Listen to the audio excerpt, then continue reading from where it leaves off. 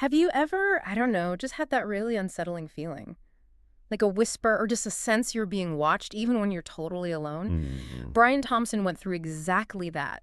Imagine hearing things, personal phrases like, stay safe, or even, we don't like your lifestyle, whispered. Wow. And always with this just chilling feeling that whoever was doing it knew things only his phone or maybe his computer should know. It's just, it's a really scary scenario, isn't it? It really is. And what made Brian's situation so terrifying, it wasn't just the words, Yeah. it was the The context. intimacy of it. Exactly. It felt like this a constant drip of suggestion, almost like auto-suggestion, designed to make him doubt himself, doubt his own senses. Yeah. His whole account, it really points to this pattern of them knowing things. Details that felt way too personal, things only a device or someone with deep access could possibly know. Okay, right. Let's try and unpack this then. For this deep dive, we're really going to pull back the curtain on how something like this kind of persistent, really personalized digital stalking, how it could actually happen. Hmm. We're talking about, well, it sounds like a pretty terrifying mix of tech skills and psychological games. Absolutely. It's unsettling stuff, no doubt. It is unsettling, but our goal today is to help you, our listeners, understand the mechanics behind it, maybe the mindset driving it, and, ultimately just be more informed about digital security. We want to go beyond just what happened to Brian. Yeah, looking at the who and the why. Exactly. The who and the why behind these kinds of attacks. And Brian's story, it really boils down to maybe three core things that suggest a very layered attack, mixing physical and digital tactics. Okay, what are they? Well, first, there's the proximity. That feeling he had that his harassers were actually nearby when these whispers happened. Right, the physical closeness. Then there's the persistence. It followed him, literally. Maryland, California, even Qatar. It didn't stop when he moved. That's incredible persistence. And finally, the personalization. Those specific, intimate references that just scream deep access to his private life, messages, calls, maybe notifications.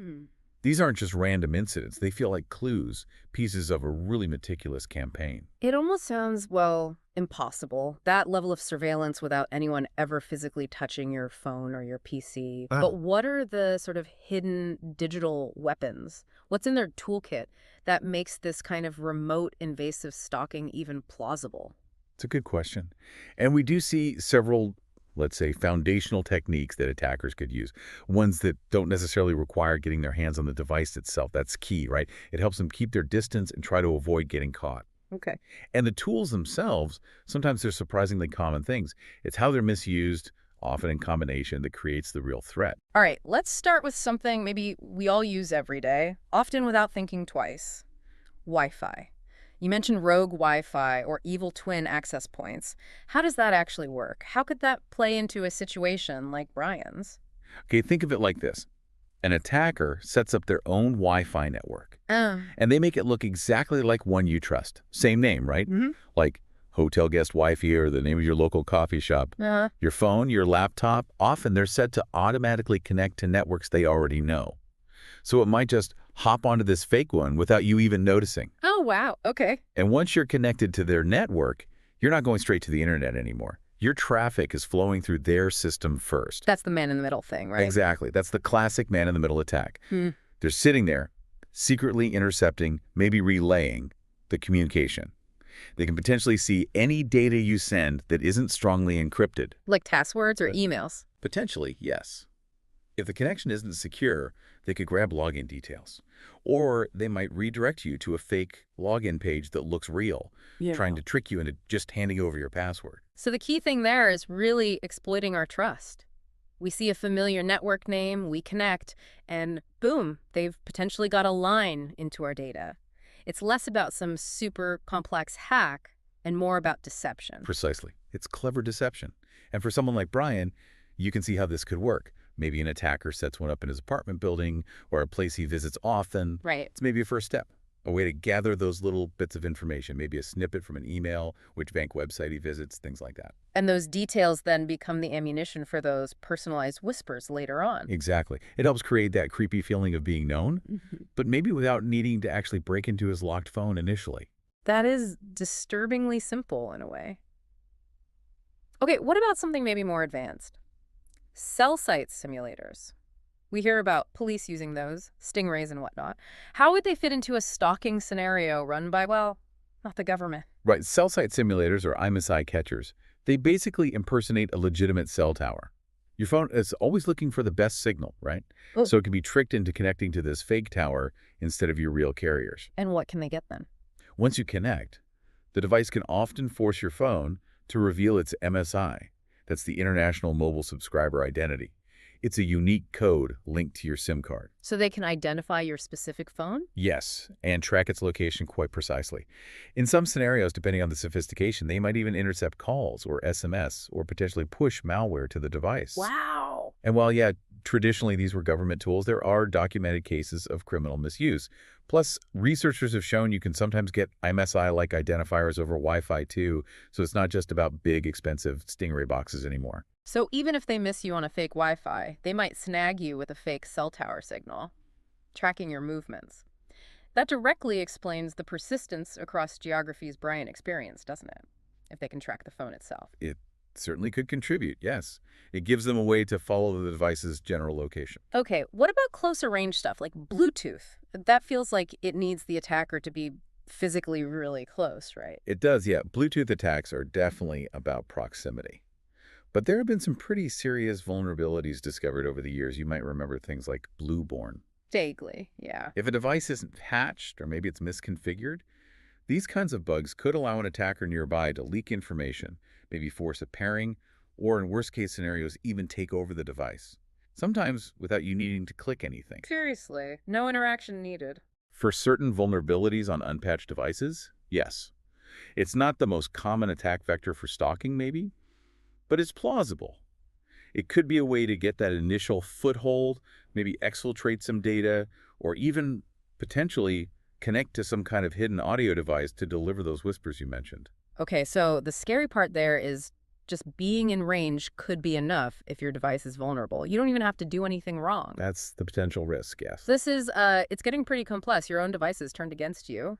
But what about software that's designed for surveillance? Like commercial stalkerware or those monitoring apps? That sounds like a direct pipeline for the really personal stuff. Stalkerware is definitely a huge concern here. These are basically commercial spyware programs. Often they're marketed, quite deceptively, as tools for, say, parents monitoring kids or employers tracking employees. Right, the legal spyware. Yeah, but their capabilities are incredibly invasive.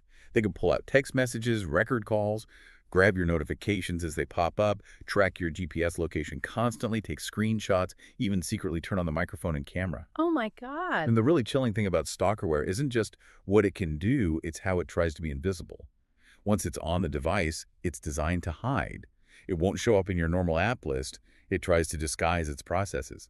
Makes it incredibly difficult for a typical user to even know it's there. So it could be providing a live feed of your life to the attacker. Pretty much. Yeah. Exactly the kind of constant, intimate monitoring Brian seemed to experience. It's like having a digital ghost living in your phone, just watching everything. But hang on, how do these things get installed? You said earlier, some methods don't need physical access, but stalkerware usually does, right? Yeah. Or some trickery. That is a really crucial point.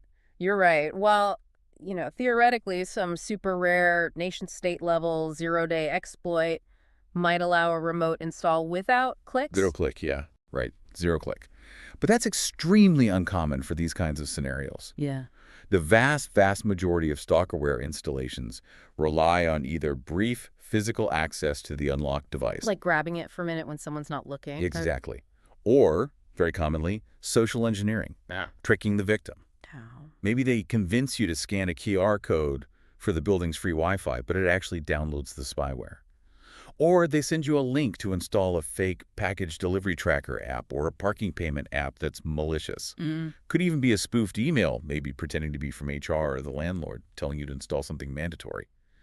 Research consistently shows these campaigns often hinge on the victim being induced or tricked into granting permissions, not just on silent, invisible hacks. That ability to hide is key then, and it makes me think, what about places we assume are safe, like our own home network, especially if you're in an apartment building sharing infrastructure? Can attackers use that somehow? Oh, absolutely. Shared network environments, apartment buildings, co-working spaces, even hotels sometimes can be risky. If an attacker's on the same local network, The same LAN? Like connected to the same building router. Yeah, basically. They can potentially just passively sniff out unencrypted traffic passing by, but they can also get more active. They could use techniques like ARP spoofing or DNS poisoning. Oh, it does those two. Essentially, they trick other devices on the network. ARP spoofing can redirect your traffic through the attacker's machine first. DNS poisoning can send you to a fake website instead of the real one when you type an address. So they could steal logins that way too, by showing you a fake bank login page or something? Precisely. It's like creating a digital detour that leads straight through their system. And imagine combining that technical capability with the psychological stuff, like getting a whisper saying, "We know where you bank," right after you try to log in. Yeah, that would absolutely amplify the fear, making you feel exposed even in your own home. Exactly. It shatters that sense of sanctuary. So it's really clear it's not just about the tech tools themselves, it's how they're woven together, often with real-world actions. Which brings us to I guess, the operational playbook. How do these attackers actually blend the digital spying with physical tactics to create that constant feeling of being watched? Is this like super sophisticated spy stuff or? Well, the first step, especially in a case like Brian's where there's that strong sense of physical proximity, often involves setting up a local base, a vantage point. That could literally mean renting an apartment in the same building, or maybe placing some equipment near shared walls if possible, or even just regularly hanging out in nearby public spaces, coffee shops, lobbies. So they can be close enough to deploy those short-range attacks. Exactly. That physical presence enables things like the rogue Wi-Fi, the local network snooping we talked about, maybe Bluetooth probing, or even using portable, smaller cell site simulators to check when the target is nearby or log their movements within that local area. It sounds like a mix of, yeah, some tech know-how, but also just commitment, a willingness to put in the physical effort. It really is. It's often a blend of using readily available tools and that dedication to the physical side of it. And this physical presence, this is where the really creepy personalization that Brian described comes in, right? How do they manage to combine the digital snippets with watching him in person to create that feeling of they know things only my phone should know? Yeah, this is where it gets really insidious and, honestly, quite fascinating from an operational perspective. The personalization probably doesn't come from having, like, total 100% access to every single thing on the phone all the time. Yeah. It's more likely a blend. They take those digital scraps they gather, maybe seeing a notification preview on the lock screen or a subject line from an email glimpsed over a shoulder, maybe calendar metadata, even public social media posts. Stuff you might not even think is sensitive. Right. And they combine that with opportunistic, real-time, in-person observation. Maybe the attacker is in the same building lobby, sees Brian glance at his phone, and then a moment later whispers something related to whatever app he just opened or notification he just got. Oh, that's chilling. Yeah, it is. Because this hybrid approach creates that powerful feeling of omniscience, that they know everything. But it actually might involve less deep hacking than you'd think, minimizing the forensic traces they leave behind. So it's about leveraging small pieces of info, maybe even trivial ones, to create a massive psychological impact, making you feel totally exposed, even if they don't actually have, say, all your passwords. Exactly. It's about psychological leverage. But, okay, what about Brian's experience? The harassment followed him across continents, from Maryland to California, then all the way to Doha. Yeah. How does that work if so much relies on that local physical presence? That seems like a huge leap. That's a really important question, and it highlights the likely persistence of the tracking method. That kind of continuity across huge distances suggests the core tracking isn't just tied to one apartment building or one Wi-Fi network. It's anchored to something more fundamental. It seems likely, yes, anchored perhaps to the phone itself via stalkerware that reports back, regardless of location, or maybe to the SIM card using those MCME tracking methods across different cellular networks, or even just tracking his online account, seeing where he logs in from. Like tracking IP addresses? Could be. Or maybe scraping public data, like if he posted something geotagged on social media from his new location. Once they have a bead on the new general area, they might then use local contacts, if they have them, or even travel themselves to reestablish that closer proximity needed for the in-person harassment tactics. It sounds like a really long-term, deeply committed operation. It certainly points that way. It's not casual harassment. And then there's the really disturbing psychological aspect, the mind games. Those whispered phrases, the unsettling comments like, stay safe, or judging his lifestyle. How do they actually do that in person? Is that planned? Or just random taunts? Oh, it's almost certainly planned. This is where the manipulation gets really dark. those whispered phrases. That's a tactic sometimes called ambient gaslighting. Gaslighting. Yeah.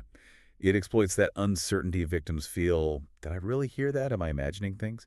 Especially when it's paired with some private detail they shouldn't know. It's designed specifically to erode your trust in your own perception, your own sanity. Making you feel isolated and question reality. Precisely. It destabilizes the victim. It's a potent form of psychological abuse because it turns your own mind against you. You start doubting what's real and what's not. That's incredibly insidious. It really makes you wonder, what kind of person does this? What's the mindset behind undertaking such a sustained, invasive campaign? Who are these people? When you look at the WHO, experts often describe individuals driven by, well, a potent mix of things. A strong desire for control is usually central. Control over the victim. Control over the victim, over the situation. There's often opportunism involved too, and usually a very high tolerance for risk. They're willing to cross lines most people wouldn't. But do they think they're doing something wrong? Or do they justify it somehow? That's key. They often engage in significant rationalization. They might tell themselves the surveillance is necessary, maybe for safety, or that the victim somehow deserves it because of something they did or who they are. So they twist the logic to make it okay in their own head. Seems that way. This self-deception lets them push past the ethical and legal barriers, creating this sort of distorted internal justification for really harmful behavior. So they're not necessarily just being malicious for fun, but they've convinced themselves they're right. It's often more complex than simple malice, yes. And practically speaking, they tend to show remarkable patience and really keen skills in pattern detection. They'll spend time logging the victim's routines, meticulously testing different cues or whispers to see what gets a reaction, and constantly refining their methods to be low friction, meaning maximum psychological impact, with the minimum chance of leaving hard evidence or getting caught. It sounds almost scientific, a calculated approach to messing with someone's head. In a disturbing way, yes. It can be very calculated psychological warfare. But you hinted at something else earlier, something sort of deeper, about fear.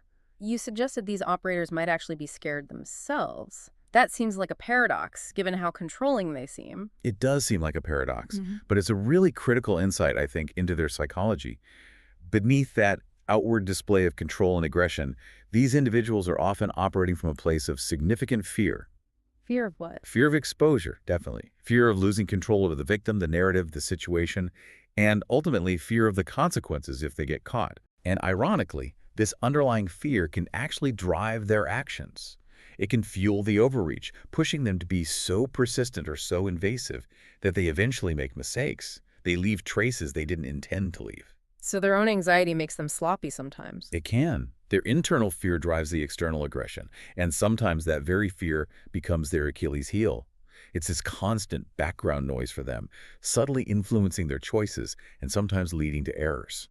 So, okay, wrapping your head around all this, what does it mean for you listening to this? It feels like understanding this mindset, this blend of tech and psychology, gives you a different lens, right? It's not just about firewalls and passwords. It absolutely does.